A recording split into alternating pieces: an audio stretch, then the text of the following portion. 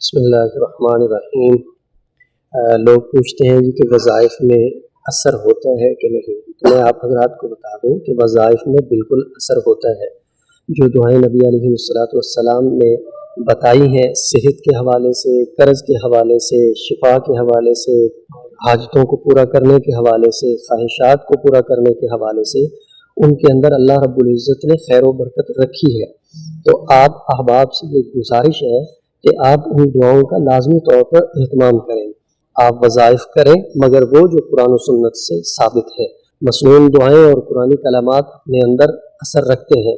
رمضان المبارک میں اللہ رب العزت نے عمرہ کی سعادت سے نوازا، دلی خواہش تھی کہ دوبارہ اللہ رب العزت بلائے تو دعا کرتے رہے، اللہ سے مانگتے رہے۔ اللہ نے سبب پیدا کیا کہ ایک مریض مکہ مکرمہ میں جسے جادو جنات کا مسئلہ تھا، اس نے علاج کے لیے ہمیں بلایا، تو عمرے کی سعادت اور روضہ رسول پہ حاضری کا اللہ رب العزت نے سبب بنا دیا۔ تو اللہ کی ذات جو ہے وہ بڑی بے نیاز ہے، تو اللہ رب العزت سے مانگنا چاہیے، اللہ عطا فرماتے ہیں۔ ریاض الجنہ میں پہلے حاضری ہوئی پرمٹ کے ذریعے، اب دوبارہ خواہش تھی تو اللہ سے مانگا، تو اللہ نے ایسا انتظام فرمایا کہ حاجی صاحب ان کا پرمٹ تھا، وہ جانے لگے، تو کہتے جی ہمارا جانے کا وقت ہو گیا ہے، تو میرے پاس یہ پرمٹ ہے، آپ میرے پرمٹ پہ حاضری دے لیں۔ تو اب دوبارہ ریاض الجنہ حاضری کی سعادت حاصل کرنے کے لیے آئے ہوئے ہیں۔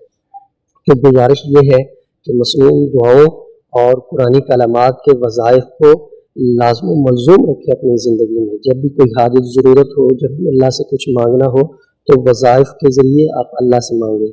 فرائض کی ادائیگی کے بعد آپ وظائف کو لازمی طور پر کریں، اللہ اثر رکھتے ہیں، اللہ سبب بھی پیدا کرتے ہیں، اور اسباب میں اللہ اثر ڈال کر آپ کی خواہش اور ضرورت کو بھی پورا کرتے ہیں۔ وَمَن يَتَّقِ اللَّهَ يَجْعَل لَّهُ مَخْرَجًا، جو اللہ کی ذات پہ بھروسہ رکھتے ہیں، اللہ ان کو وہاں سے دیتے ہیں جہاں سے وہم گمان بھی نہیں ہوتا۔